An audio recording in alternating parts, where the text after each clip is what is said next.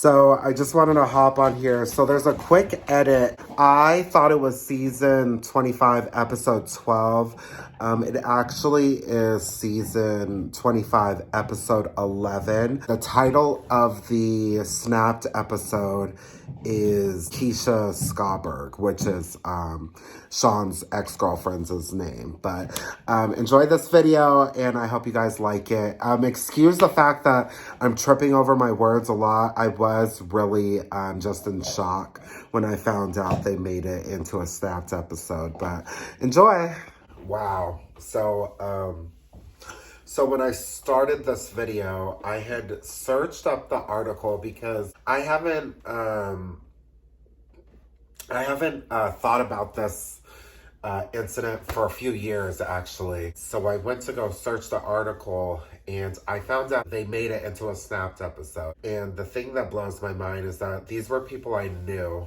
These were people I had coexisted with. It was an ex-roommate and her girlfriend, you know. And so I just finished watching the snapped episode, and it is so sad. I just cannot believe that I knew these people. But this is so insane. I really would say go watch this episode of Snapped. It's season 25, episode 12, and the title of the episode is Sean's girlfriend's name, Keisha Schaberg. But yeah, this is my video about how I lived with a murderer.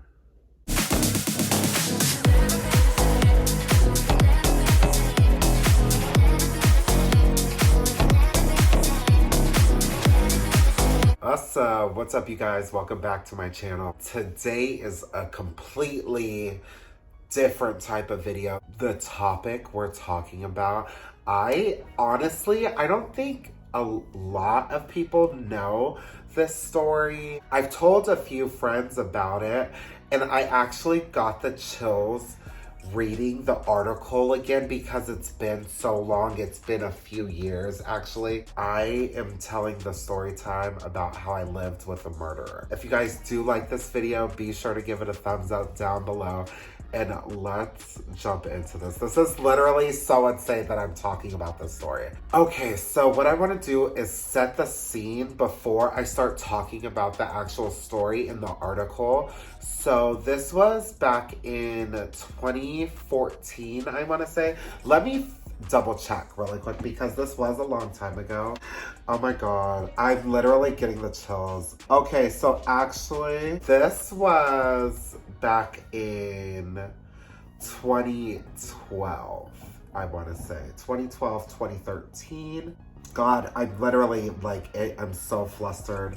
I was living in San Diego. I had moved there with a friend from my hometown that I went to high school with. After I had moved there and got on my own feet, I had moved in with Sean. And so Sean was my coworker at Big Five Sporting Goods. Sean did security, and she was a lesbian woman, should I say. She was a little older. Sean was a lesbian, and I had moved in with her. Sean had a girlfriend named Keisha. Keisha would come around a good amount, and Keisha also had a daughter who was about 6 or 7.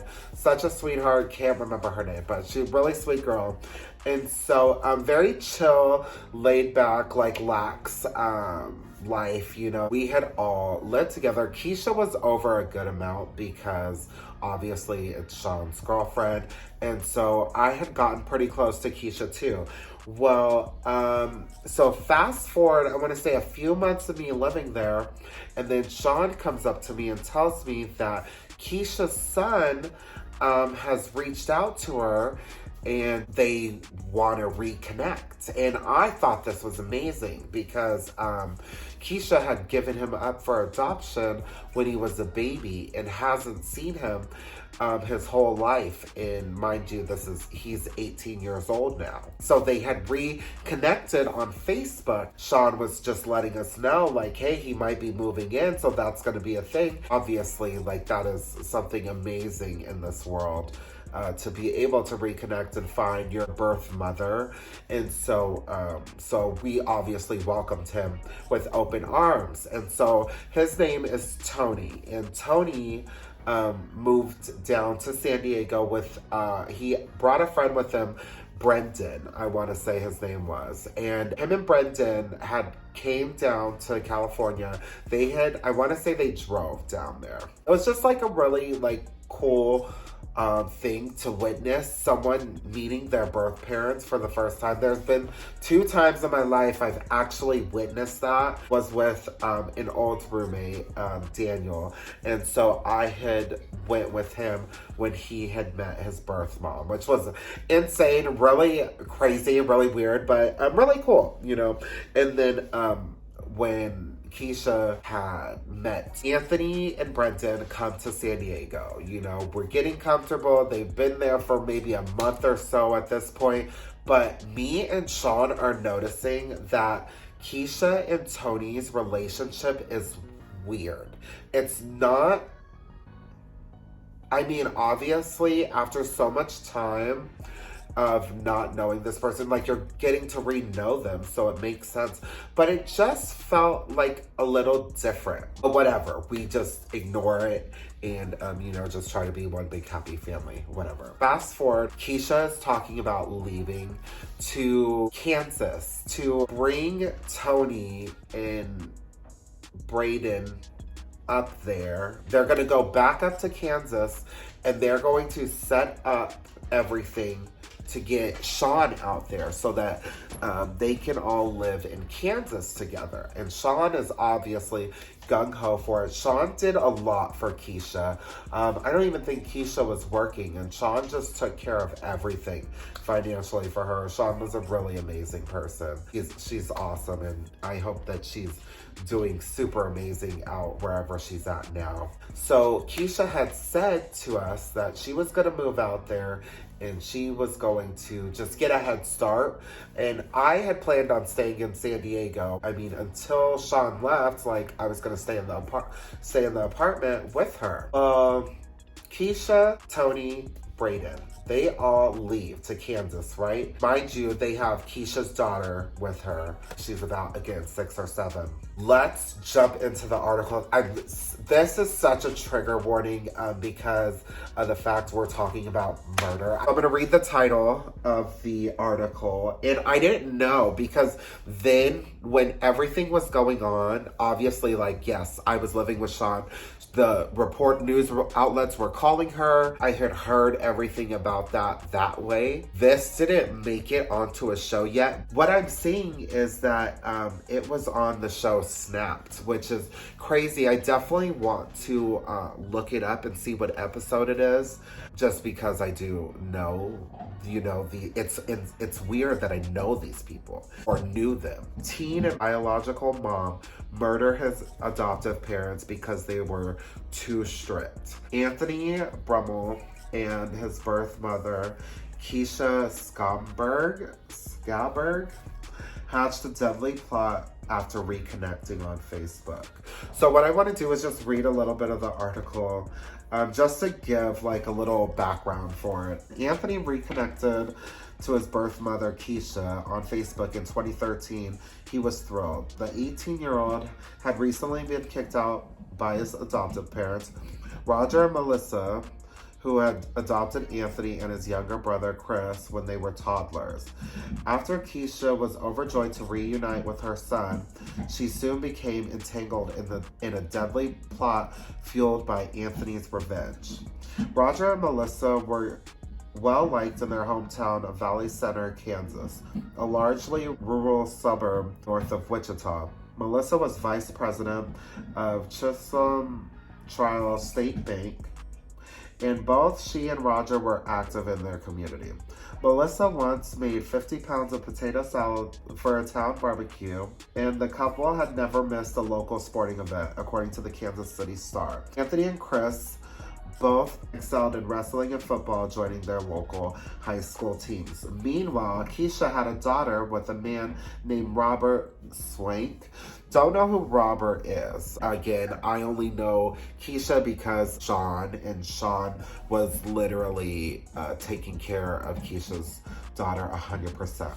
After she and Swank broke up, Keisha and her daughter moved to San Diego, California to live with a woman named Sean Hamilton. Now that's my roommate that she's talking about, whom she had known for more than 25 years. Sean told the Eagle that she had a romantic relationship with Keisha and helped take care of Anthony and Chris before Keisha put him up for adoption. I did not know that. That's crazy. At the time, she said Anthony was around 6 or 7 and Chris was 4 or 5. She felt really, really bad, and it tore her apart, Sean said to the newspaper. However, happy with the fact that Blums came forward and wanted to take care of them. Back in Kansas, Anthony, who now went by the name Tony, had become a star player on the Valley Center High School wrestling team, finishing second in his division during a tournament. He planned on joining the Air Force, but his life began to unravel after he was caught smoking marijuana during his senior year. He fought with his parents, who kicked him out of the house.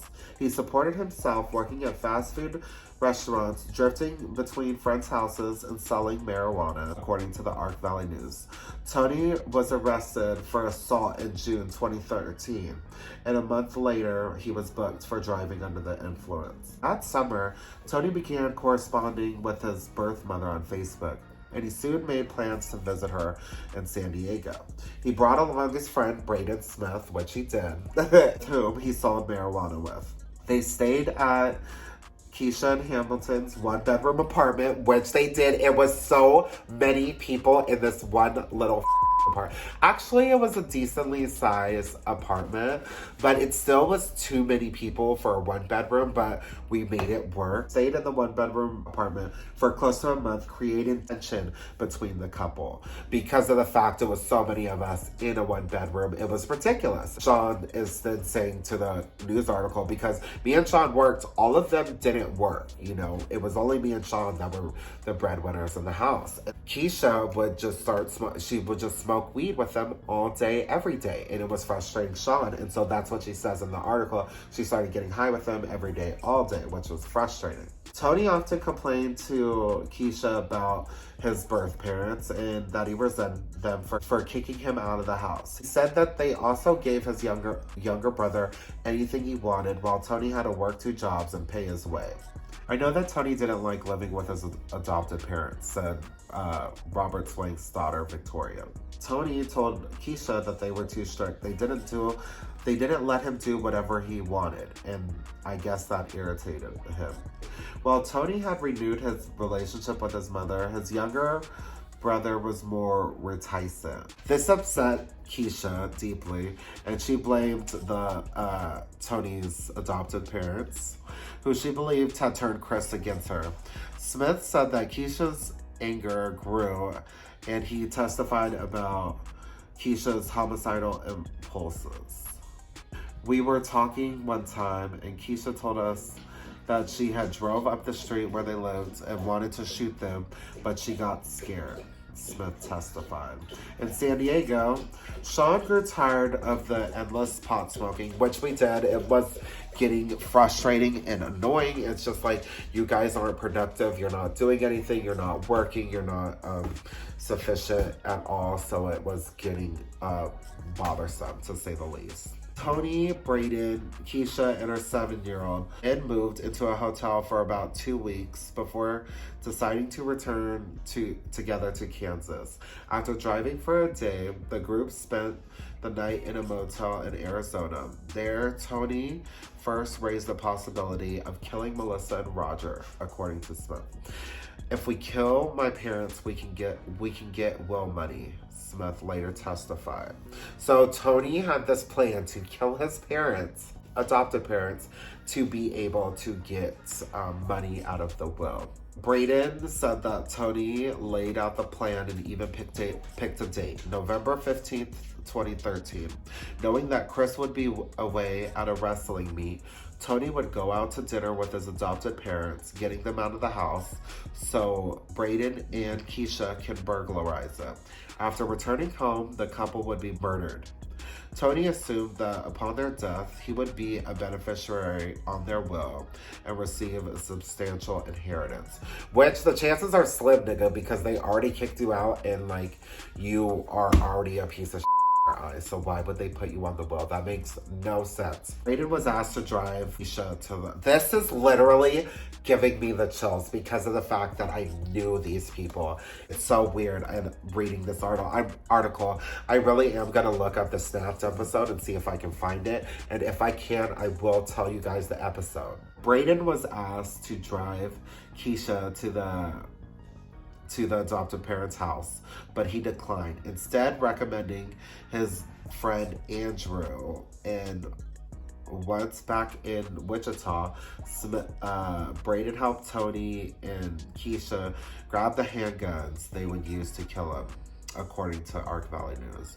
A day before the murders, Tony tweeted the Lil Wayne lyrics, "I got ice in my veins, blood in my eyes, hate in my heart," according to the Kansas Star. Smith later retweeted the message on his own account. On the evening of the murder, Tony went out to eat with his adoptive parents while Keisha and Ellington broke, which is Andrew. So Brayden's not a part of this anymore. Andrew is the one who's helping Keisha with this. I don't want to cry. This is so scary. They then hid on the side of the house, waiting for the adoptive parents to return. When the car pulled up, Keisha and Andrew emerged. Brayden testified. Keisha told him, Melissa said, "Oh my gosh, Keisha." Keisha shot her in the head. Tony, man, okay, 5 seconds. Tony's biological mother then tried to shoot Roger, but the gun jammed. She pulled the trigger several times before fatally shooting him in the head. Chris returned home after his wrestling meet just after 9 p.m. and discovered the bodies, according to Wichita Eagle. Tony's adopted parents were barely clinging to life. Melissa died the following day at 53. We're at the tail end of it. Stand by, I'm sorry. The day after the shooting, Tony visited his adopted parents at the hospital. That is so beyond me, to be so up in the head that you literally... Like, you literally planned their deaths with your birth mom, and then you have the audacity to go in the hospital to visit them, like, to play it off. That's fucking crazy. That's insane. Tony visited his adopted parents in the hospital, where a family member told him that he probably was not in their will. So he asked that. That's like a red flag. Police also contacted Aiden to interview him about the homicides, and he ultimately admitted his involvement. Police arrested Keisha, 35 at the time, along with Tony, Brayden, and Andrew, all age 18. So they were all barely 18 committing this crime. They were charged with first-degree murder, attempted first-degree murder, 2 counts of aggravated robbery, burglary, and theft. Following Roger's death, they were charged with capital murder, making them eligible for the death penalty. Keisha and Tony pled no contest to charges of capital murder and 2 counts of aggravated robbery on May 15th, 2015. It took 2 years for that case to close. That's insane. In doing so, they relinquished their right to appeal, and in exchange, prosecutors agreed not to seek the death penalty against them and to drop charges of first-degree murder, burglary, and misdemeanor theft. A month later, they were sentenced to life in prison without the possibility of parole, according to Wichita NBC. Good. Life in prison is literally like, that is understatement of what should happen to them. I really do think that they deserve the death penalty. That it blows my mind, man. And especially with Sean and me being so giving to them, and we literally were the only breadwinners in the house. I told Sean, when news articles started calling her, I was like, do not say anything, do not say my name in this article, because I did not want my mother finding out and like knowing. Like, I think I told her about the fact that like this had happened, but I didn't give her this much context. So if she's watching, here's your context of it. A week after Keisha and Tony's sentencing, Andrew pled no contest and was found guilty of both first-degree and second-degree murder, according to Wichita Eagle. He was subsequently sentenced to life in prison, plus 155 months, according to another Wichita report. In October 2015, so what I want to do now, I want to throw up some pictures. God, this is so crazy. So I'm going to throw up some pictures of Tony and Keisha so you can see who these people are.